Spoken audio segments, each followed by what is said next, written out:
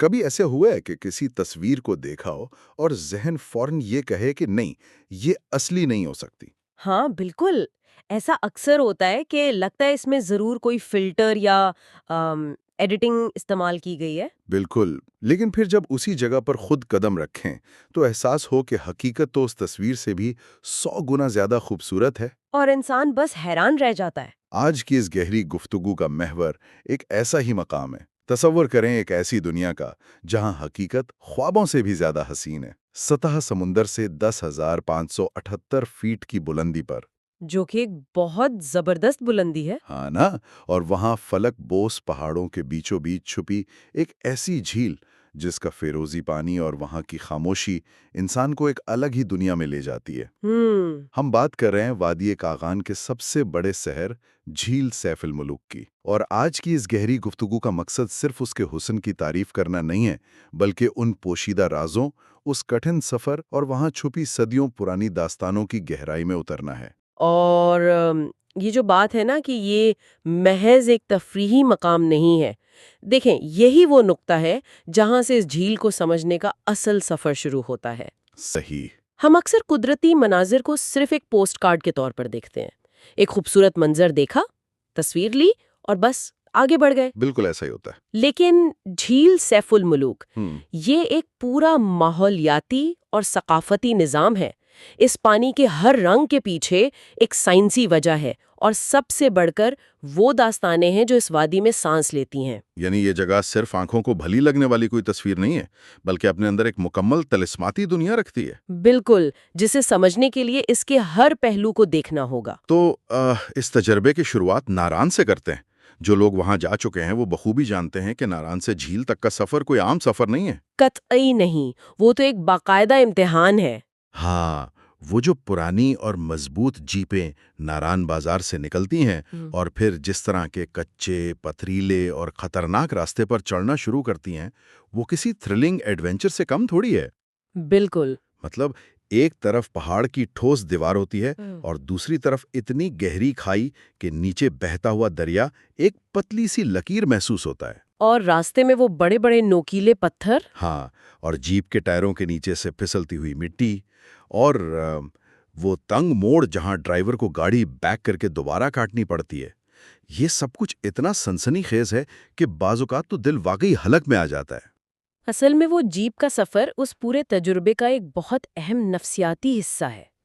میں سمجھتی ہوں کہ اگر وہاں تک ایک شاندار پکی سڑک بنی ہوتی اور گاڑیاں آرام سے 15 منٹ میں اوپر پہنچ جاتی تو شاید وہ مزہ ہی نہ آتا۔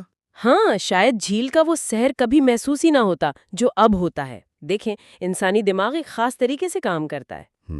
جب کوئی شخص مسلسل 1 گھنٹہ ہچکولے کھاتا ہے، ڈر، سنسنی اور تھکاوٹ کے ملے جلے جذبات سے گزرتا ہے، تو اس کا ذہن ایک خاص قسم کے تناؤ کا شکار ہو جاتا ہے۔ اس کٹھن راستے کی وجہ سے انسان کی حسیات انتہائی چوکنا ہو جاتی ہیں۔ اچھا۔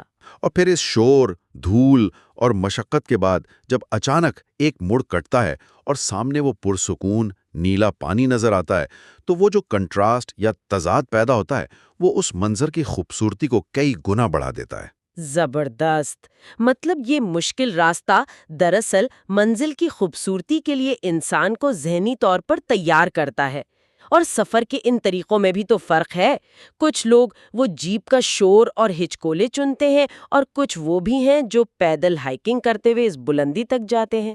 ہائیکنگ کرنے والوں کا تو تجربہ تو بالکل ہی مختلف ہوتا ہے۔ ہاں نا، ہر قدم کے ساتھ آکسیجن کم ہو رہی ہوتی ہے، لیکن ساتھ ہی پہاڑوں کی وہ مخصوص تازہ خوشبو جس میں دیار کے درختوں اور جنگلی پھولوں کی مہک شامل ہوتی ہے، جو سیدھی روح میں اترتی ہے۔ بالکل، یہ جسمانی مشقت انسان کو اس علاقے کے قدرتی ماحول سے بہت گہرائی میں جوڑ دیتی ہے۔ ہائیکنگ کی بات کی جائے تو وہ انسان کو رفتار دھیمی کرنے پر مجبور کر دیتی ہے۔ گاڑی میں تو مناظر تیزی سے گزر جاتے ہیں، لیکن پیدل چلتے ہوئے آپ اس راستے کے ہر پتھر، ہر چھوٹی ندی کو محسوس کرتے ہیں۔ صحیح بات ہے۔ اور پھر وہ خاص لمحہ جس کا ذکر کرنا بہت ضروری ہے، جب بلندی پر پہنچ کر بادل اتنے قریب آ جاتے ہیں کہ ایسا لگتا ہے جیسے ہاتھ بڑھا کر چھو لیں گے۔ ذہن دنیاوی پریشانیوں سے بالکل کٹ جاتا ہے، اور اسی حالت میں جب جھیل کی پہلی جھلک سامنے آتی ہے تو وہ ساری تھکن مٹا دیتی ہے۔ بالکل مٹا دیتی ہے۔ اور اس پہلی جھلک کا جو سب سے بڑا جادو ہے وہ بلا شبہ اس جھیل کا پانی ہے، وہ رنگ جو کسی ایک لفظ میں قید ہی نہیں کیے جا سکتے۔ رنگ بدلتا ہوا پانی۔ کبھی وہ پانی گہرا نیلا دکھائی دیتا ہے اور کبھی وہ بالکل فیروزی اور زمردی یعنی ایمرلڈ گرین رنگ میں چمکنے لگتا ہے، اور شفافیت تو ایسی کہ کنارے پر کھڑے ہو کر پانی کی گہرائی میں پڑے سنگریزے بھی صاف دکھائی دیتے ہیں۔ یہ رنگوں کا بدلنا واقعی کسی طلسم سے کم نہیں لگتا۔ دیکھنے میں یہ واقعی طلسم لگتا ہے، لیکن اس کے پیچھے فزکس اور ارضیات کا ایک بہت ہی حیرت انگیز عمل کار فرما ہے۔ وہ کیسے؟ میں بتاتی ہوں۔ یہ دراصل ایک گلیشیئر سے بنی ہوئی جھیل ہے۔ جب ارد گرد کے گلیشیئرز آہستہ آہستہ سرکتے ہیں تو وہ اپنے نیچے موجود چٹانوں کو پیستے ہوئے آتے ہیں۔ اچھا، رگڑ کی وجہ سے؟ بالکل۔ اس رگڑ سے چٹانیں ایک انتہائی باریک پاؤڈر میں تبدیل ہو جاتی ہیں، جسے ہم ارضیاتی زبان میں گلیشیل فلور یا گلیشیئر کا آٹا کہتے ہیں۔ جب گلیشیئر کا پانی پگھل کر جھیل میں جمع ہوتا ہے تو یہ باریک ذرات پانی میں تیرتے رہتے ہیں، تہہ میں نہیں بیٹھتے۔ تو مطلب یہ ذرات پانی کو وہ خاص رنگ دیتے ہیں؟ ہاں، جب سورج کی روشنی اس پانی پر پڑتی ہے تو یہ ذرات روشنی کے نیلے اور سبز رنگ کو سب سے زیادہ منعکس کرتے ہیں۔ یہی وجہ ہے کہ سورج کے زاویے اور بادلوں کی موجودگی کے حساب سے جھیل کا رنگ بدلتا ہوا محسوس ہوتا ہے۔ کیا کمال کی بات ہے! یعنی سارا حسن ان باریک ذرات اور روشنی کے کھیل کا نتیجہ ہے؟ اور اسی کھیل میں ایک اور منظر جو حیران کر دیتا ہے، وہ اس جھیل کا ایک قدرتی آئینہ بن جانا ہے۔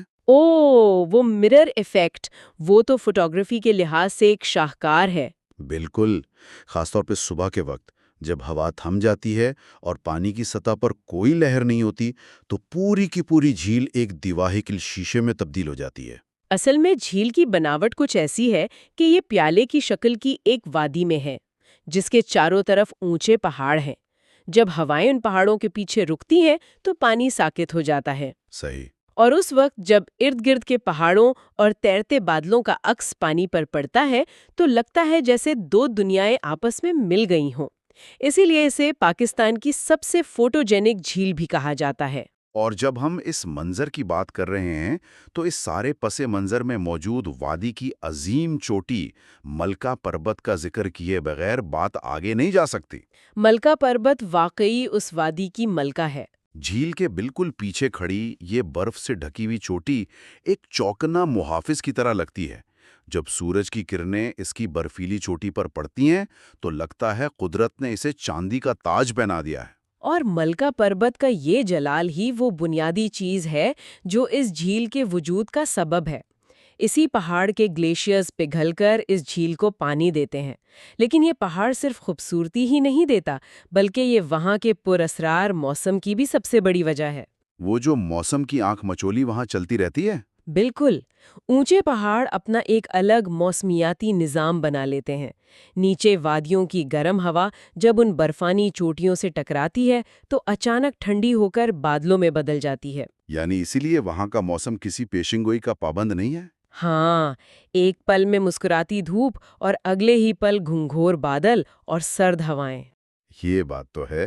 گرمیوں میں جولائی اور اگست کے مہینے میں بھی جب نیچے لوگ گرمی سے نڈھال ہو رہے ہوتے ہیں وہاں جھیل پر گرم لباس کی ضرورت پڑتی ہے۔ اور سردیوں میں تو یہ جگہ برف کی سفید چادر اوڑھ کر دنیا سے کٹ ہی جاتی ہے۔ واقعی، اور شاید یہی وہ غیر یقینی پن اور پراسراریت ہے جس نے ان دیومالائی کہانیوں کو جنم دیا جو اس جھیل کے نام سے جڑی ہیں۔ شہزادہ سیف الملک اور پری بدیع-الجمال کا قصہ۔ جی، یہ کہانی وہاں کے مقامی لوگوں کی باتوں میں رچی بسی ہے کہ کس طرح مصر کا شہزادہ ایک پری کی تلاش میں طویل سفر کر کے اس مقام پر پہنچا جہاں چاندنی راتوں میں پریاں اس جھیل کے پانی میں اترتی تھیں۔ یہ کہانیاں اتنی کشش رکھتی ہیں کہ سن کر تجسس پیدا ہوتا ہے۔ ان کہانیوں کا اگر ہم تجزیاتی انداز میں جائزہ لیں کہ یہ نسل در نسل کیسے منتقل ہوئیں اور کیوں ایسی کہانیاں بلند پہاڑوں سے ہی جڑی ہوتی ہیں، تو اس کی وجہ انسانی نفسیات ہے۔ وہ کیسے؟ جب انسان اتنی بلندی اور قدرت کی اتنی وسیع خوبصورتی کے سامنے کھڑا ہوتا ہے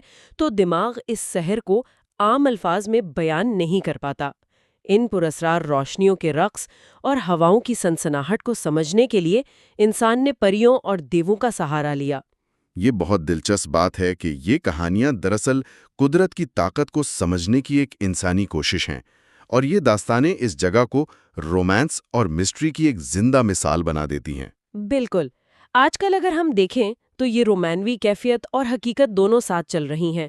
ایک طرف صبح سویرے کا وقت ہے جب پرندوں کی چہچہاہٹ ہوتی ہے، جنگلی حیات، الپائن پھول اور مخملی سبزہ ہوتا ہے، جو کہ قدرت کی بالکل خالص شکل ہے۔ ہاں، اور پھر دن کے وقت یہی خاموش جھیل ایک رونق میں بدل جاتی ہے۔ سیاحوں، فیملیز اور ولاگرز کی چہل پہل شروع ہو جاتی ہے۔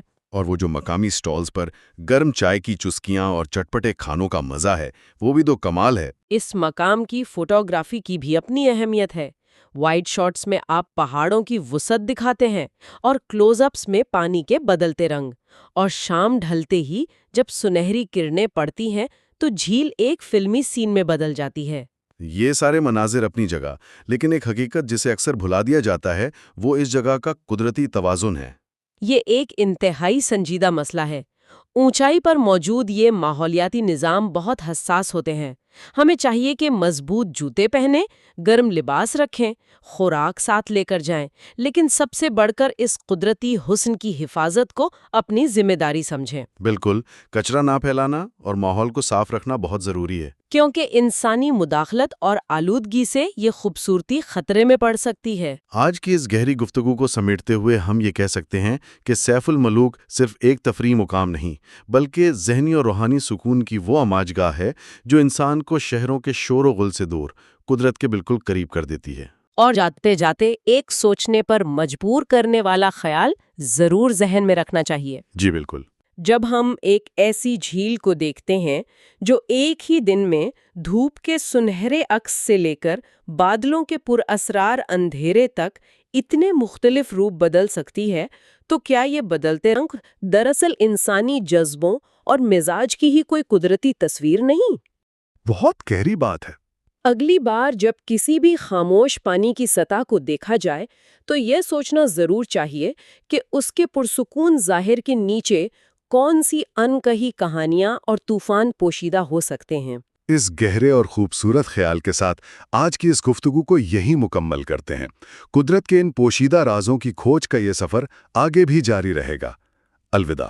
الوداع۔